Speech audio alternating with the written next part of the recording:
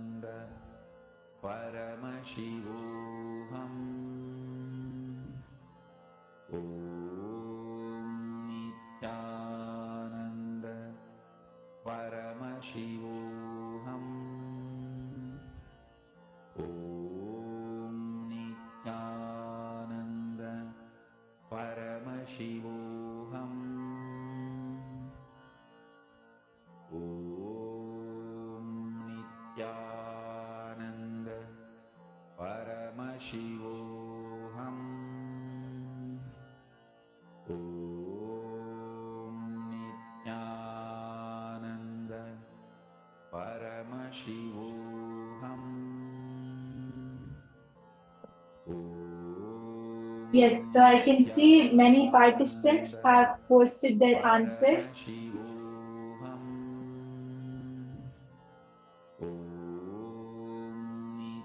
Ma Priyatma Sarupini has posted that the bathroom has a bathtub, not like a walk-in closet. Okay, and there's a big window. Ma Dahanananda has posted ranch style house inside large wooden table, horseshoe on the wall, and pictures fireplace. Okay, yes, many participants have posted. That's great. Ma Priyatma Sarupini has posted. As soon as you enter in the house, it has a living room. And okay, yes, so many people have posted. That's great.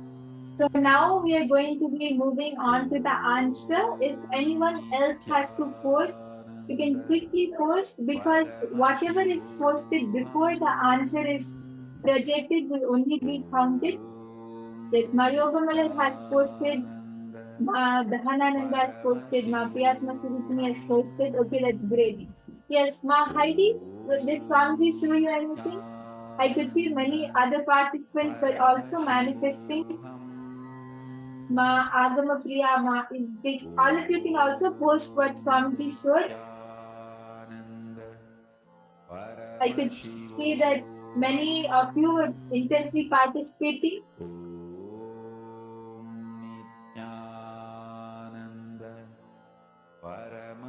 Yes, Ma EQ Chen, did Swamiji show you anything? You can post what Swamiji showed you. Yes, Ma Hongzu has posted a nice long description, a sunny and bright white wall. There's wooden dining table, a cloth with flowers, leaves, patterns. Okay, yes. So now we are going to be moving on to the answer.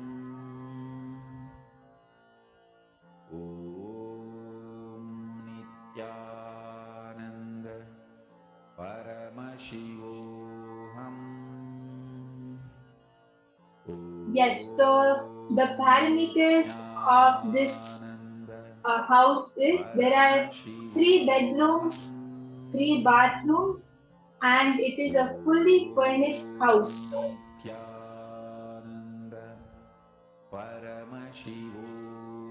Okay, yes, so there are 3 bedrooms and there is 1 bathroom. Yes, I'm sorry for that. There is 1 bathroom and it is a fully furnished house.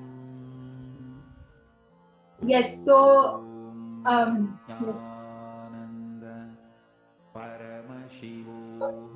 Ma Hongzu, you have posted there are 3-4 bedrooms, which is correct because it has 3 bedrooms. And there is 1 living room in this house by the lake. And as all of you can see here, this is the layout of the living room. It has a grayish colored sofa with a wooden floor, and there is a table, a small table in the middle on top of a white carpet, and there is a fireplace on top of which there is a TV. Yes, all of us can see the layout over here. Ma Anandeshwari, you have posted brown floors, which is correct. And Ma Mohini posted the floor is wooden, which is also correct. Yes. So many of you have posted wooden. Ma Diana has posted a low wooden table, which is also spot on correct. That's great. Yes. Yes. So many of you have manifested, which is great.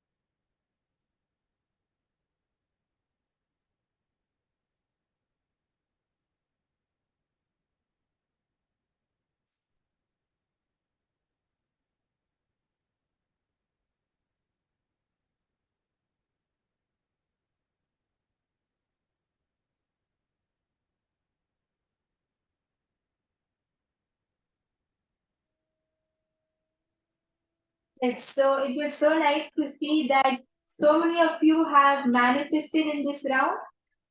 And that was a really big round of applause to all of you. Ma Diana, Ma Hongzu, Ma Priyatma Suripuli, all of you have manifested, which is great. And I also encourage all the participants who have not yet posted. I'm sure Swamiji would have shown many of you the answers, but few of you wouldn't have posted. So I also request all of you from the next rounds of power manifestation, you also post your answers. See, Swamiji says whether to manifest or not is all my responsibility. Surrender at Swamiji's feet and just whatever Swamiji shows, just write that down, just type that out, and you'll see that because as all of you can see, whoever has posted has actually gotten it correct. Because as all of us know, Swamiji can never be wrong. So I request all the participants, the more you involve, the better experience you'll get from the power manifestation. And the more and more practice all of us do, the more we'll be able to manifest powers.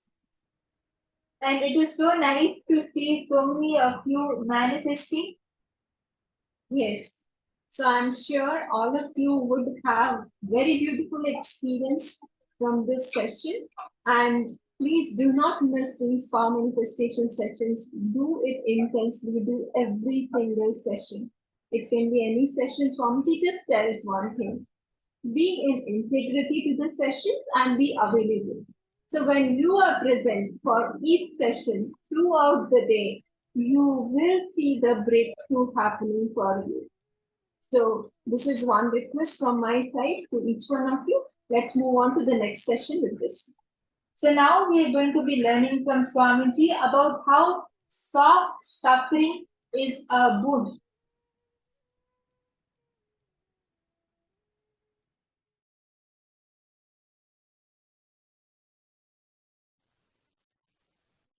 Listen intensely.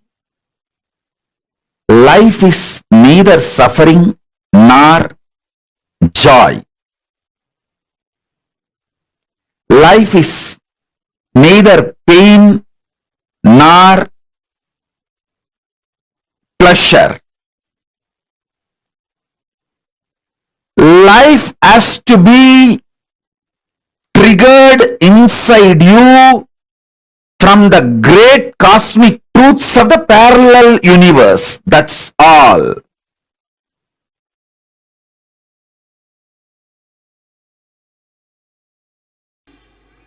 The moment you feel the suffocation, liberation starts in you. Okay. It is like a gold touching the mercury. The moment gold and mercury comes in contact, gold starts melting. Same way, the moment you feel the suffocation, it starts melting. And sometime we ourselves as Sadashiva, this as a boon, I may not be able to handle myself pushing me towards liberation. You better appear in the form of suffocation to me and go on pushing me towards liberation. Why Tirunavukkarasar got the stomach pain? He actually asked Sadashiva, till you fill my heart, let my stomach torture me. So that is the way he got that disease. He feels in the world I may forget the whole purpose. So better you be available in the form of this suffocation. So till I become completely enlightened, you be driving me from the stomach. Oh my God. Sometimes even we ourselves make this happen. Oh. And we will not be aware of this at all. I tell you, there is something called soft sufferings. Soft suffering means actually without any problem you will be suffering. Those soft sufferings are usually boons. You take it and come down. Okay. For example, actually somebody is handicapped. Actually somebody is in the poverty. Actually somebody is like a mad or that and all is actual karma. But there's something called soft suffering. Actually, there is no reason, but you will be going on suffering. It's called soft suffering, which is boon. It's like a for alarm clock. You give the key, and this is the key you give. Okay. So you yourself decide, I have to become enlightened within this birth. Okay. So my acceleration speed is not enough. Okay. Devi, please accelerate me. Oh. Whatever it may take, I am ready for that. Whenever you give that kind of a commitment, she gives soft suffering. Okay. She will never give you hard suffering. Hard suffering comes by karma. Okay. Soft suffering comes by boon. Oh. All soft suffering is come only as a boon.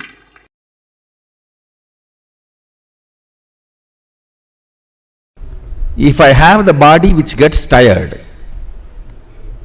then I know the signs to get out of tiredness. Understand? What do you mean by saying your body gets tired? Then you know there is a space where you are not tired. When you know there is a space where you are not tired, you know now there is a space where you are not tired and where you are tired. Now, it's only a simple science we need to manifest, where we are not tired. You may just have to find out the basic secrets. What keeps me not tired? Physically, simple things, pitta. I tell you, almost 99% of your tiredness, boredom, depression, all are physical problems, not mental. Actually, if you are depressed, the best way to get out of depression is tell 2-3 people to torture you. No, really. When you have a real problem, you will not create this soft suffering. You just need a strong 2-3 people to torture you. Then the whole problem is solved. Because there is no suffering from outside, you just go on torture yourself. Soft suffering is luxurious suffering. It is like the fellows who don't do hard work, the fellows who don't walk to go and buy vegetables in their real life, try to run on the cycle which does not move from one place. Soft suffering is the luxurious replacement of the real suffering. When you do not have the real one and you want to have that pavam feeling, enjoying pavam feeling is pavi. Who is papi? Who enjoys the pavam feeling, who cherishes the victimhood, is sinner.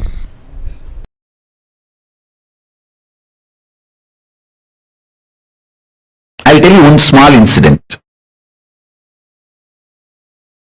One guy came to my guru, Isaki Swamigal, who talks very less usually. I still remember this incident. He came to Isaki Swamigal for stomach pain, some constipation or some stomach pain, and he was complaining because of that stomach pain.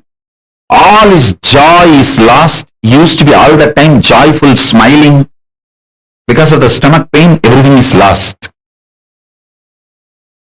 Isaki Swami just gave a little vibhuti and asked him, apply it on your stomach and sleep. Come back after 24 hours. That guy was filled with doubt and frustration, saying, oh, I am suffering with this stomach pain for last 8 years and you are giving me little vibhuti and asking me to apply it on the stomach, not even giving something for me to take inside as the medicine. In Indian villages I have seen, only if you do big treatment, you are a big doctor. You have to make that fellow lie down, put many injection. if possible, even IV. If you do big, then you become a big doctor. Iseki Swamigal is a Hindu doctor, Hindu Vaidya. He knows all the methodology, even modern medicine. He used to even give injections if needed. He has made himself as a self-taught.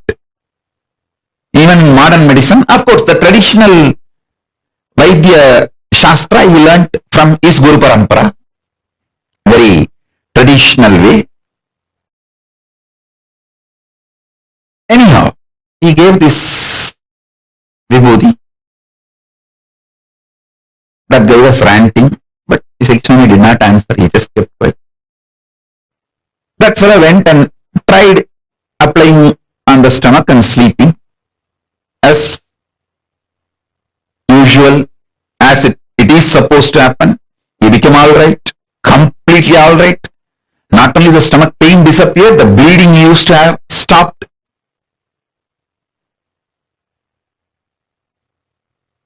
He ran and came back. He said, I'm completely alright.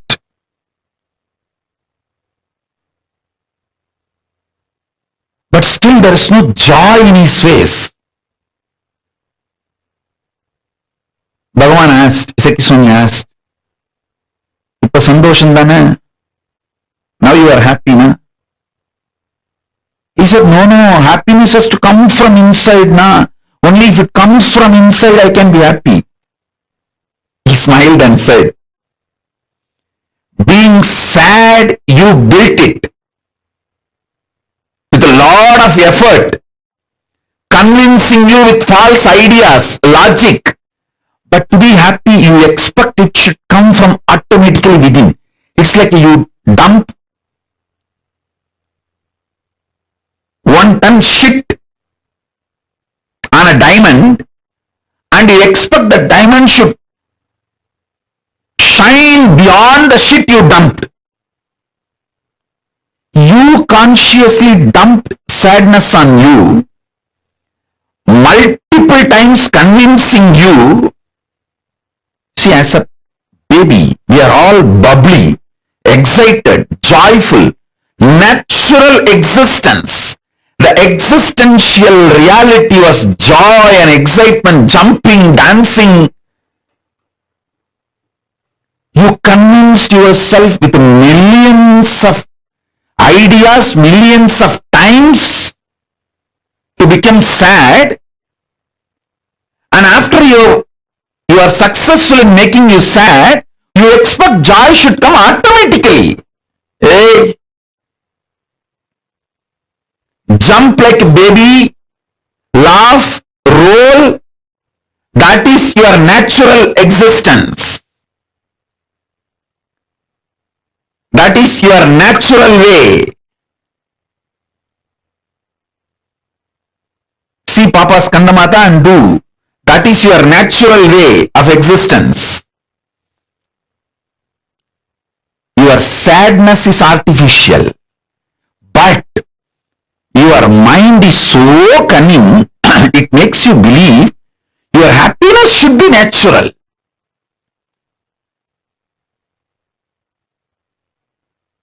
Your happiness is natural, but you dumped so much sadness on you, you made your sadness like natural. The natural, you have to break it and reclaim your joy as natural.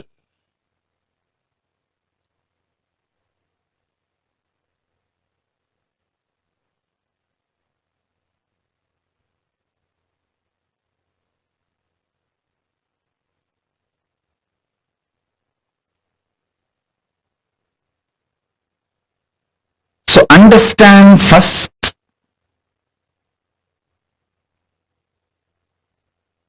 your joy, jumping, excited, inspired state is your nature.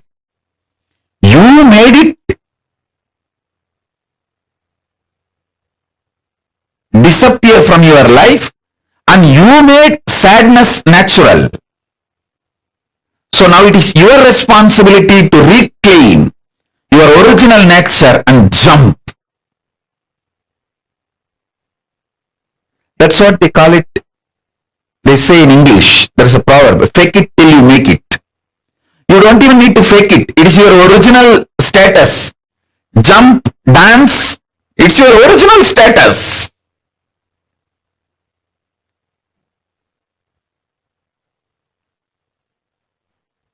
Be blissful, it's your original status. You just need to reclaim.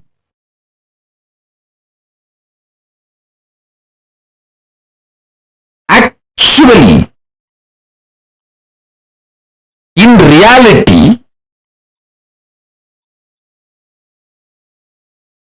delusion itself is because of your non-involvement, inactivity, withdrawal.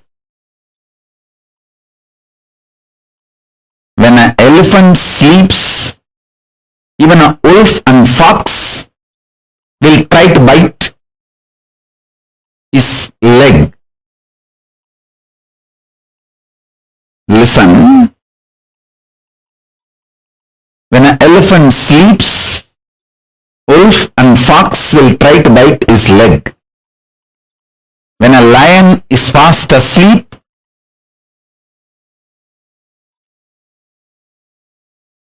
even wolves and foxes will try to eat the meat. Listen carefully. I'll repeat. Because the lion is sleeping, wolves and foxes get the courage to come near the lion, try to eat the leftover meat. Because the elephant is sleeping, wolves and foxes will try to come and bite the feet of the elephant, try to take a bite. Because you are not involved with yourself, even your delusion is invited upon you. Listen. Why you have nightmare? Because you fell into the lower conscious identity. Your decision to fall into the lower conscious identity naturally invites nightmare in you. Your decision to wake up to the higher identity not only will throw away the nightmare, it can throw away all delusions and illusions.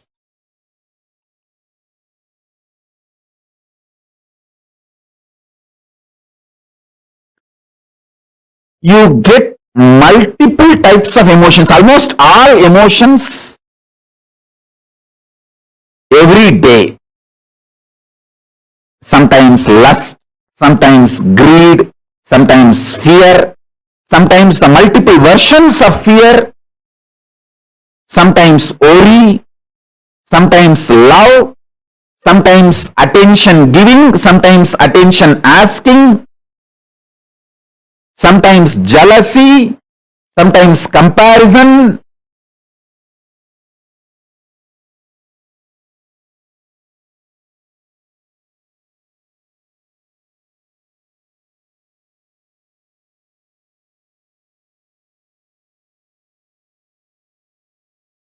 Various emotions, sometimes the willpower, sometimes arrogance, sometimes frustration, different emotions I can describe. All kinds of emotions you get.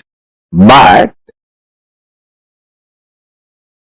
logically, through your conscious decision, the thought currents or emotions which you cherish stays inside you and starts getting fermented. The good news is no emotion gets fermented inside you. No fermentation of emotions happens inside you without your conscious support. You should understand that.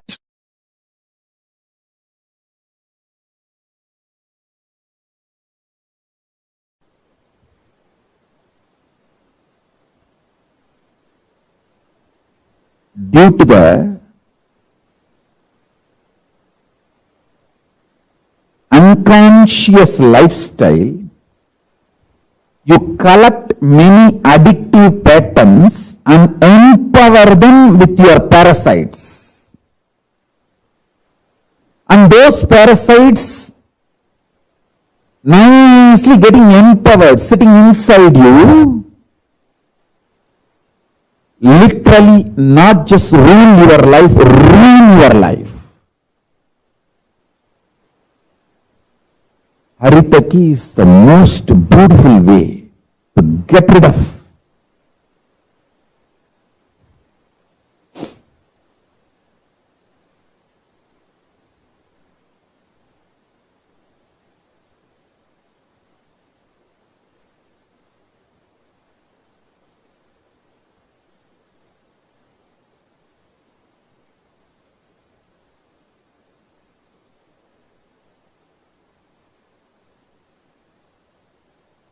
multiple parasites sitting in your muscle memory.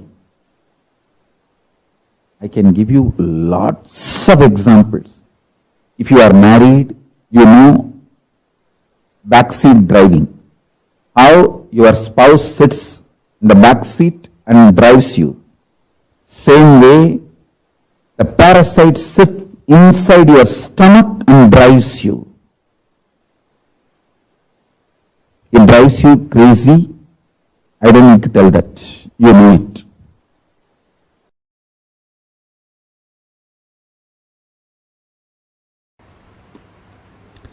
You are not negligible part of the existence. When you consider you are a negligible part of the existence, or you are an accident, or you are cursed, these are the multiple identities you try to associate due to the frustration and low self-identity. You give life to that identity. Because you give life to it, that becomes reality. Listen. The good news I have is, unconsciously, if you cherish even 10,000 years, you are a cursed being. Consciously, if you declare even once, you are a blessed being. The conscious declaration overpowers 10,000 unconscious cherished thought current, because even if 10,000 years a room is in darkness, one matchstick is enough to light it in 1 second. Listen.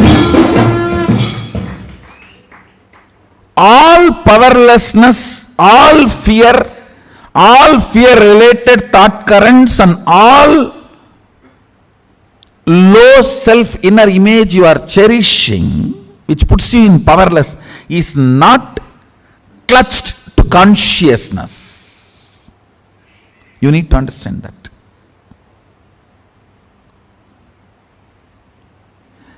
They are all there indirectly receiving or sucking the energy from consciousness, but they are not supported by consciousness. That is why the asuras, how much ever powers they may get,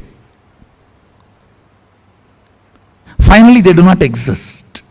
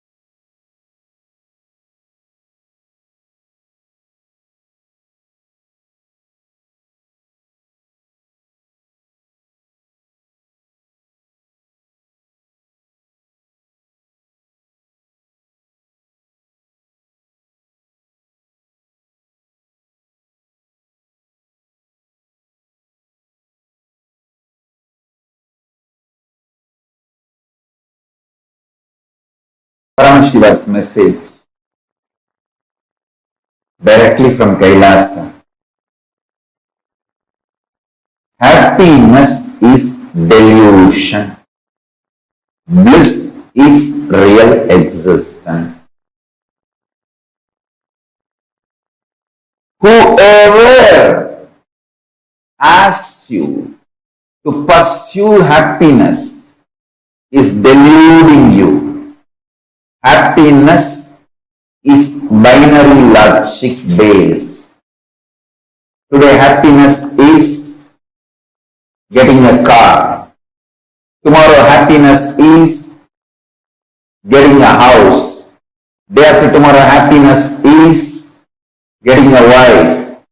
The next day you know what is happiness. Where you landed. Happiness is the word society, mass media cult, entertainment industry cult is using to exploit you and keep you in delusion continuously. Bliss is cosmological reality. Happiness is societal delusion. Understand? Bliss is when you know absolutely you are in tune with the whole existence. Even if you think you are not in tune and accept that as a reality, you will be in bliss. Bliss comes from powerful cognitions.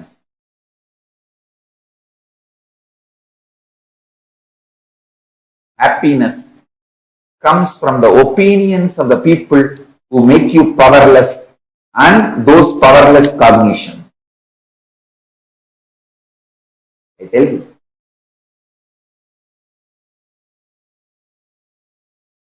Each time when you cognize powerful cognitions of the cosmic truth, cosmological truth,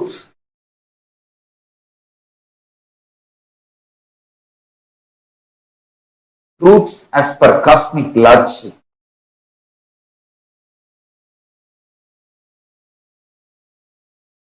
you manifest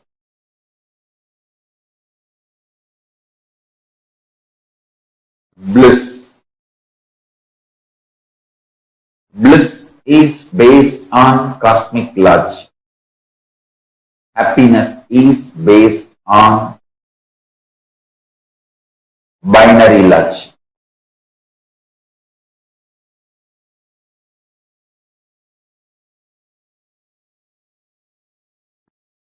Society keeps you deluded with the idea of happiness.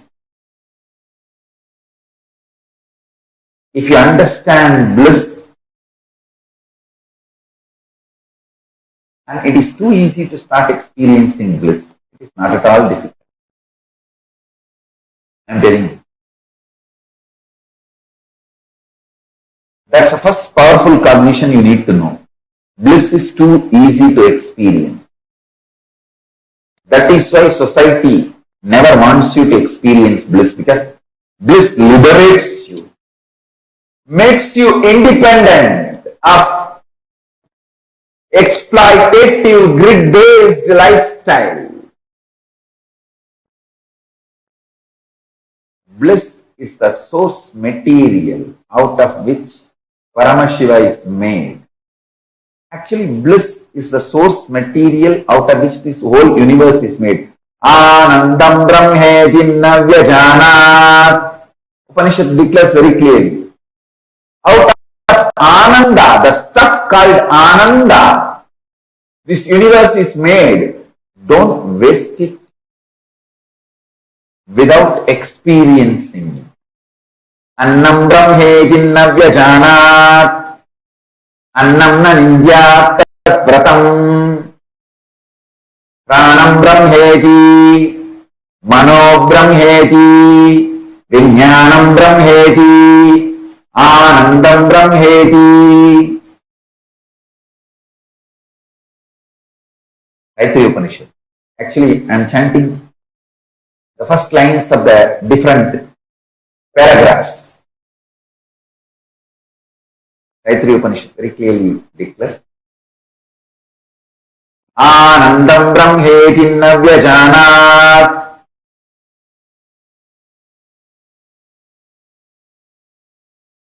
Understand? The whole universe is made of stuff called Ananda. It's made out of stuff called Ananda.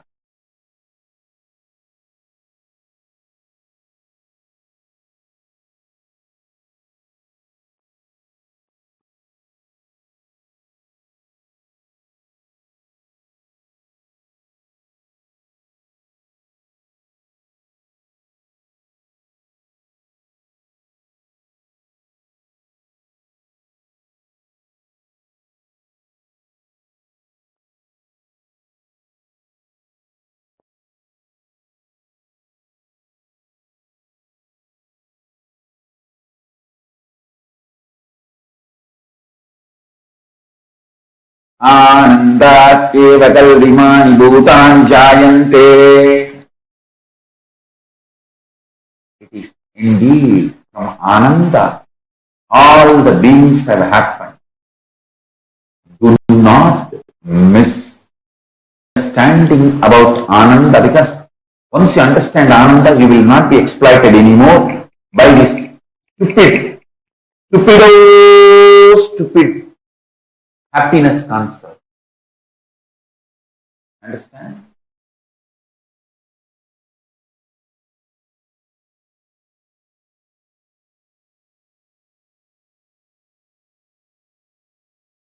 This happiness idea is inserted into you by the society or the mass media cult, entertainment industry cult, which wants to exploit you.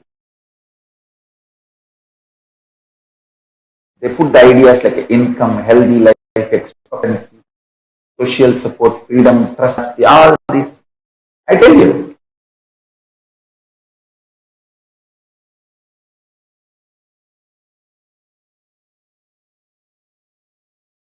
happiness is binary logic based. Bliss is cosmic logic based.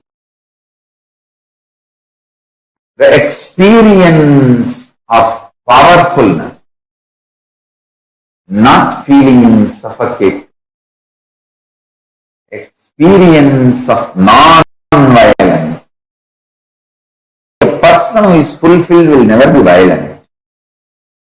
Will only feel like giving. How can I give more? How can I contribute more to everyone's life? Actually, when you are in bliss, the moment you wake up, whoever you see, you feel like hugging and blessing them. If you are not blissful, and whoever you see, you feel biting. So, falling in the people who are not blissful is a curse. Be treated. Ananda Atma, the soul, the self, which is made of the material called Ananda. Only that soul should be experienced, it should be seen. Actually, when you see that soul, you experience Ananda in you. Anandam Brahmano Vidya.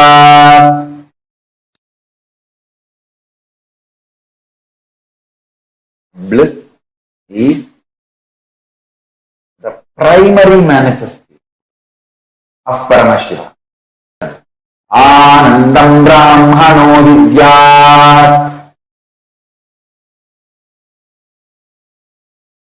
The Brahman, Param-Brahman, Paramashiva, the primary manifestation, immediate manifestation of that Paramashiva is Ananda, bliss.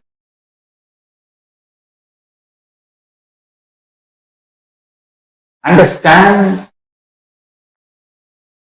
By jati you can be anything, but by varna you can become Brahmana. Same way, by social conditioning you would have felt happiness or you may not have felt happiness.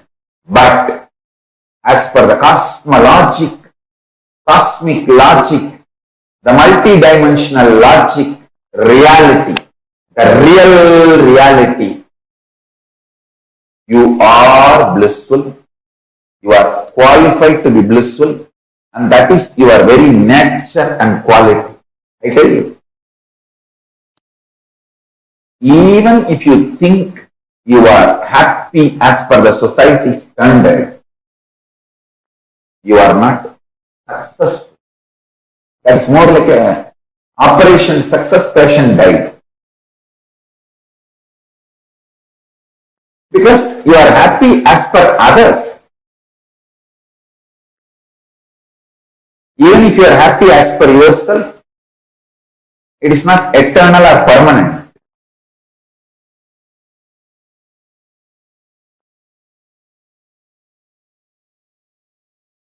It's all relative measures, which changes not every day, every minute. Not every day, but every minute. Anandam Brahme Divyajana. Ananda is the stuff out of which all of us are made. I tell you. Start eating Ananda. Start living in Ananda. Powerful cognitions about Ananda should be meditated and manifested.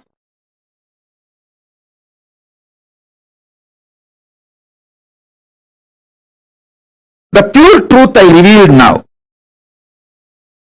Paramashiva made his own pure consciousness as the core recipe of life. Then he added other many things. But the core recipe of life is his own consciousness. This is a pure truth. Now the applied truth, listen to this very carefully. Listen to this very carefully. First, this is the greatest news, best news. Second, listen. Eternal bliss, Nitya Ananda, is one of the core, inherent, innate quality of Paramashiva's consciousness. Understand one thing. My inexhaustible activism comes from absolute fulfillment and bliss, not from any discontentment. See, discontented fellow will be active but cannot have a large vision which can go on expanding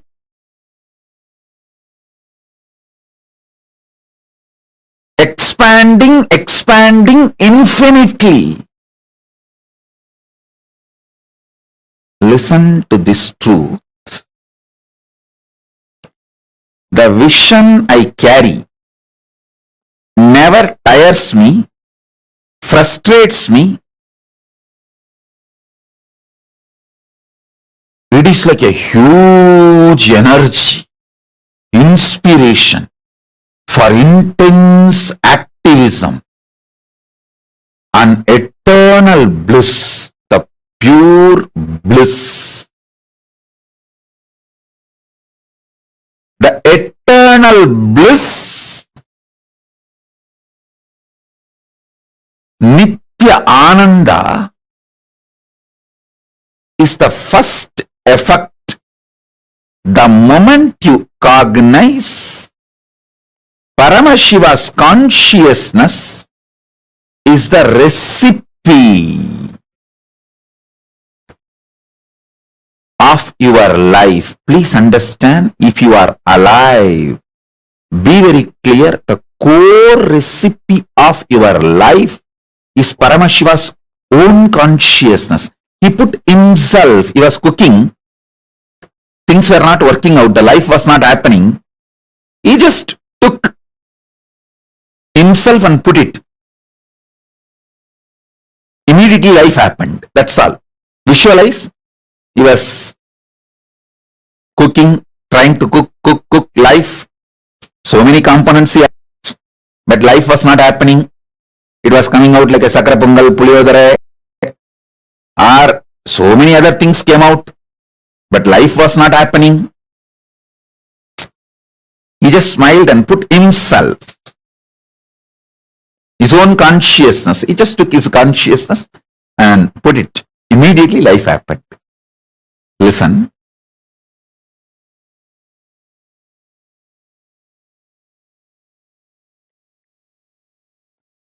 First thing, this is the best news. Second, this means your core programming is such extreme, infinite, unending, Satchit Ananda Nithyanandam. Sat, you know, you are programmed for truth. Sat, that is your core. Till you manifest that, you won't rest, because you are programmed for that.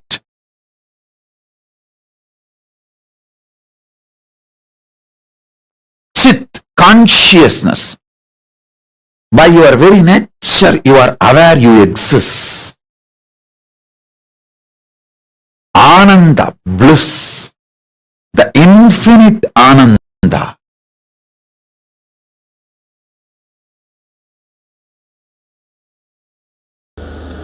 Now again I am going to give you some of the conclusions about you. Ask me conclusions about you. See, you have your own conclusions. I am tall, short, fat, lean, fair,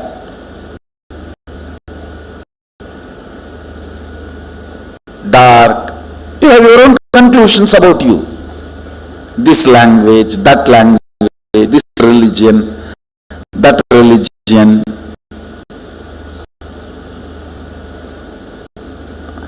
This country, that country. This nationality is the stupidity taught to human beings. No, really. It's a conspiracy by politicians.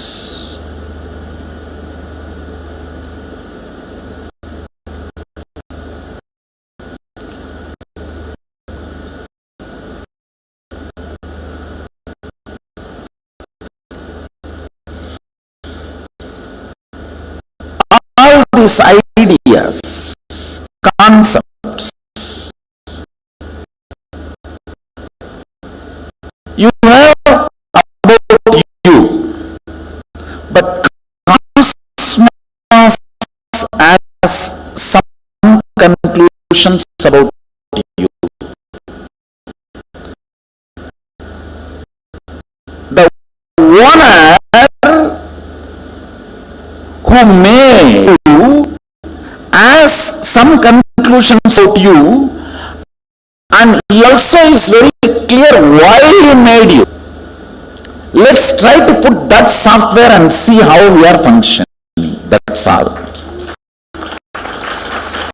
The whole Atma Tattva is nothing but using the original owner's updated software to make the product function, and all it manifests. It's only your integrity to this conclusion is required, nothing else.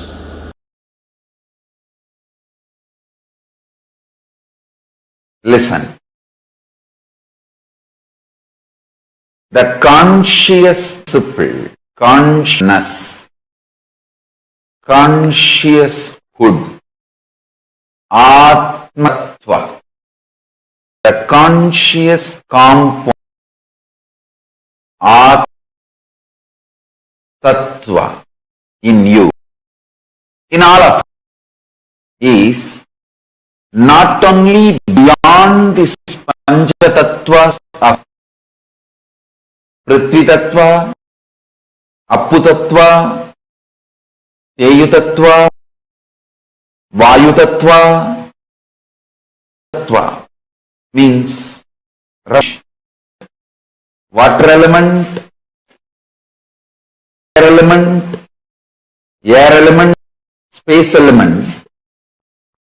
The element in you, consciousness in you, Atma Tattva in you, not only on all these five, this empowers all these five.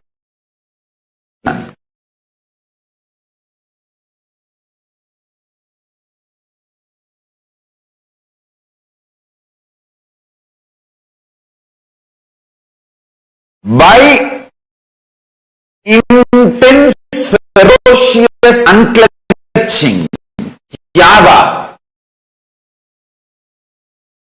if you decide to remove the interferences and inferences,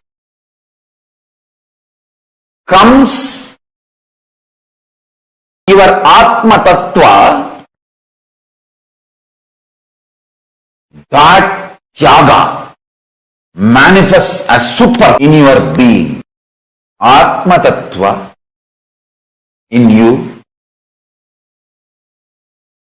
conscious principle in you, Chit Shakti in you, conscious hood in you, consciousness in you, conscious element in you. All these words denote the same.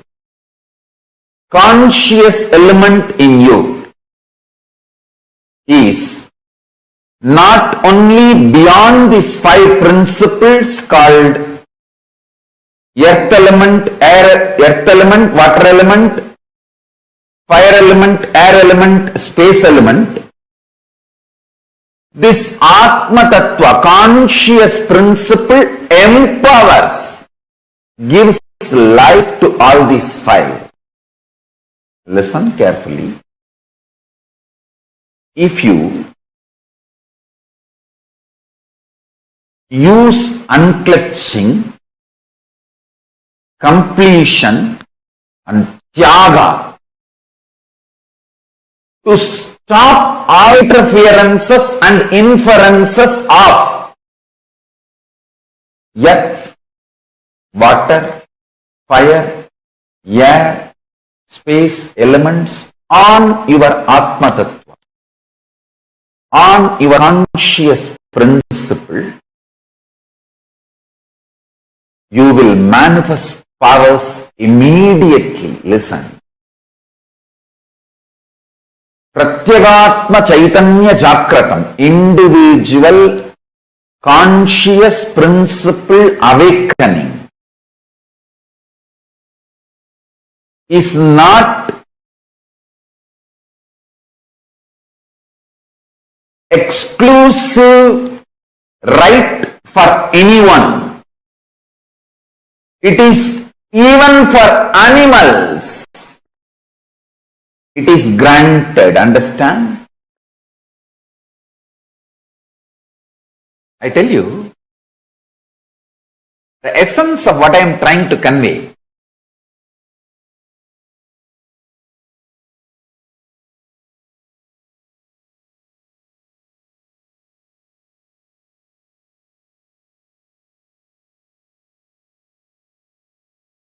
If you try to keep the powerful cognition, your Atma Tattva, while you are eating, while you are sleeping, your body will not react like a normal human body. There will not be any body odor. There will not be any. The hangover of sleep, the effect of sleep on you.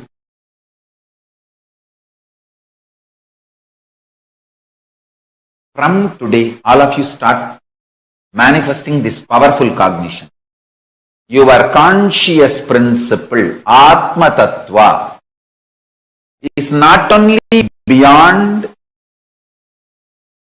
the five elements: earth element, water element, fire element, air element, and element. The Atma Tattva empowers element, and do not allow the interferences and inferences of these five elements on your Atma Tattva. Understand? If you just awaken your Atma Tattva, that's all. Immediately, Parabrahma, Parandama, Parameshwara, Paramashiva, Parashakti, all will manifest in you. All of them are waiting to manifest in you. You just need to say yes.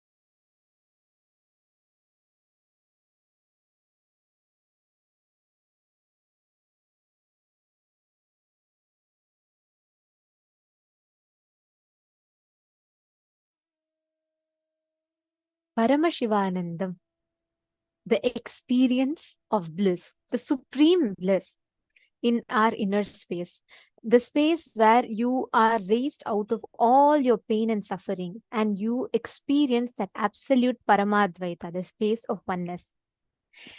Today, all of us are going to be receiving this exact experience as an initiation in today's darshan of Ashwarudha Murti and Guru Murti forms of Paramashiva. How excited are all of you?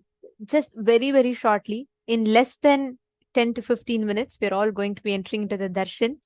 So how excited are you all for today's initiation?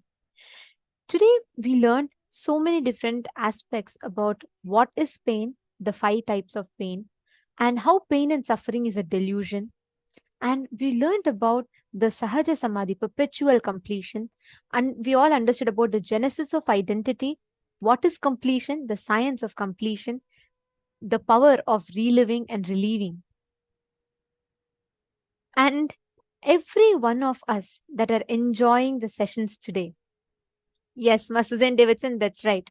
Bringing on the bliss inside our inner space. All the cognitions that you learned from morning till now, right now, you're going to be making that as your experience. Initiation, darshan, is that moment where you experience this powerfulness, you experience the space of oneness as an experience in your inner space. You make all the powerful cognitions you learned as an experience inside of you.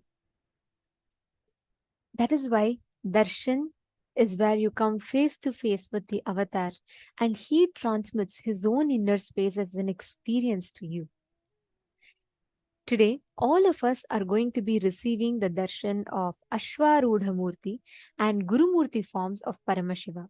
This whole Leela, as we were discussing in the morning, this Leela, the essence that Paramashiva gives in this whole Leela is how much he comes, what extent he goes, just to remove the pain or the suffering of his devotees.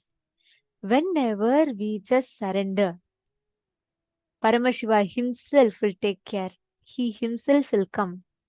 Like how every time, just once, even if it's a small, if it's just to get something that you want and you want to manifest the dish that you want, or if it is like, passing your most important exam, whenever you connect to Swamiji, each of you here are a testimony of how it just happens. Swamiji will manifest in some way or the other and make it happen. This is the initiation that all of us are going to be receiving today. How many of you have had this as an experience where something you wanted or you were stuck in some situation, you are looking for some, like you're struggling in something and you're really looking for a solution, and you see that you just, the moment you connect to Swamiji, you pray to Swamiji, Swamiji appears for you, manifests for you, and does some miracle. And you know that it is Swamiji who's manifesting for you, and you know that he is there with you. And you are just melting in gratitude, with the tears of gratitude overflowing in your eyes, knowing very clearly that he is there continuously with you, manifesting for you. Take a moment. I request all of you, whoever have had such amazing experiences where some struggle, some problem you are stuck with, and Swamiji manifested for you to relieve you, liberate you from that pain, that suffering. I already see many of you giving wide smiles. Take a few minutes and please write it down and share that with us. Actually, there's a very beautiful verse, one of my most favorite verse that Adi Shankaracharya very beautifully sings it. He says, Shariram surupam tathava kalatram yasascharu chitram dhanam meru tulyam manaschena lagnam gurorangri padme tatakim tatakim tatakim tatakim. He tells you can have the best of the body, you can have the most beautiful spouse, you can have your wealth as enormous as Mount Meru. But if your mind is not surrendered at the feet of the Guru, of what use is all this? What use? What use? Such is the power of having the Guru in our lives. And imagine each of you sitting here today, all of us are having Paramashiva, an avatar as our Guru. Paramashiva himself who has come down to lead us to the path of ultimate bliss and joy. Ma Jessica Martin is saying, today was really big for me. I went through this last time, but it really changed me this time. I'm looking at everything in my life differently now. That is the power of just, Swamiji will tell, Swalpamapyasya dharmasya trayate mahator bhayat. Even a little bit of Swamiji's principles, when you apply it, just one aspect we all learned today, just this one completion science. So many of you shared how it brought a complete change in you. And it's been so nice since morning. Like I've been seeing all of your messages. So many of you are posting how you have had a breakthrough, and many of you shared the most deepest incompletions. For the first time, you're actually completing with them. Understand, this breakthrough is happening to you because of the grace of Swamiji as Paramashiva. He's manifesting in all of our lives and showering us. Actually, all of us had different powerful cognitions from morning till now. which many of you have enjoyed, as each of you have posted. Many of you have enjoyed these powerful cognitions and truths that Swamiji revealed. We learned about different aspects. We understood the science of completion. We understood denying the existence of pain and suffering. But ultimately, one of the most powerful way you can make all the pain and suffering redundant in your life is just connecting to Swamiji. Declare ferociously to all your pain and suffering. Swamiji will tell a very beautiful cognition. He'll say, show all your patterns how big our Guru is, how big Swamiji is. Don't show Swamiji how big your patterns are. That is a simple formula in life which can literally eradicate all the pain and suffering. And Swamiji, with absolute compassion, is making himself available just for this purpose today. Today's forms of Paramashiva as Ashwarudha Murti and Guru Murti, Swamiji will be initiating us, liberating us from all pain, suffering, obsessive compulsive patterns. All these patterns Swamiji will be completely liberating us from. So today, during the darshan, all of you can post all your prayers to Swamiji. Anything that you are suffering with, any pain in your life, just declare to Swamiji and offer it to Swamiji's feet, and Swamiji will take care of it. I'm seeing many messages also coming.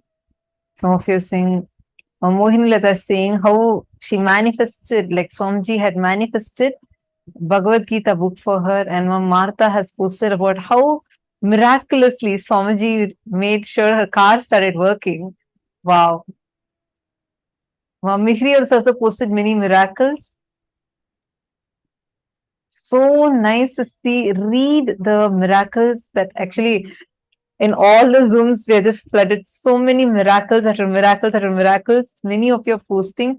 It's so lovely to see, understand. All of you are the living witnesses or people who have experienced this dimension where Paramashiva, see, a few thousand years back, for the sake of Manikya Vasagar, Paramashiva descended down and he came down as a chief of all the horses and played the Leela of Ashwarudha Murti.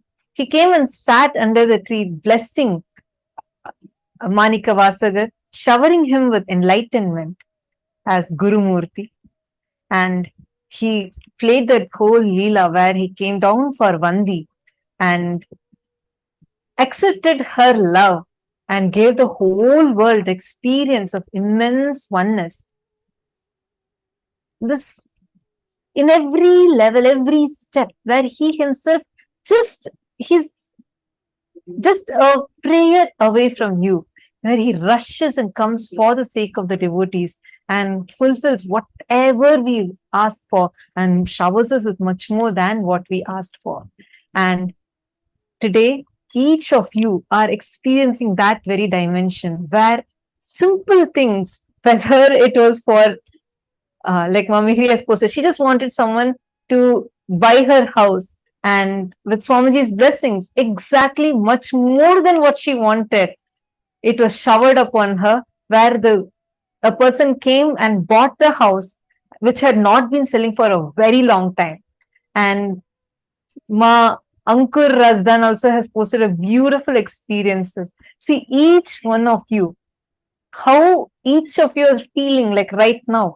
You're saying, right, Ankur, you have posted saying how that Swamiji is there continuously with you.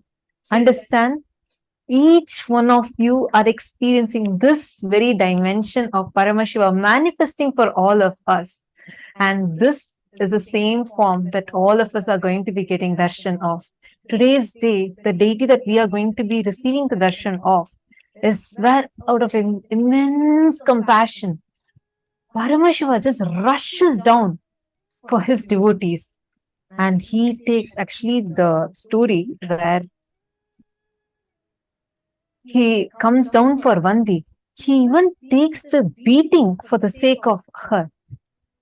And today, that is the form, like where he takes all the struggles, pain, sufferings that you face on himself and liberates you from all those pains and suffering and graces us as Ashwaruda Murti and Guru Murti forms. Now we'll be chanting the Dhyana Shloka.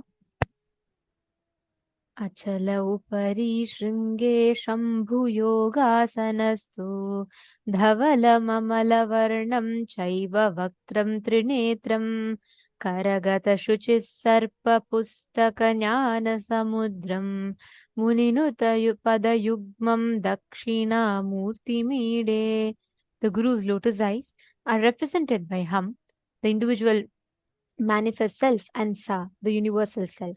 He is the divine cause of the universe. He, of his own being's independent will, manifests as effulgent cosmic rays into the finite world, and he embodies his form to uplift the world. He is supremely free. His form is imperishable, manifested living deity. He is eternal and pervading. Meditate and be absorbed into the Guru's feet. Now, let us all get ready to receive this very darshan today. Please sit straight with your head, neck and spine in a straight line. Chant the Mahavakya. Om Nithyananda Paramashivoham. Paramashivoham.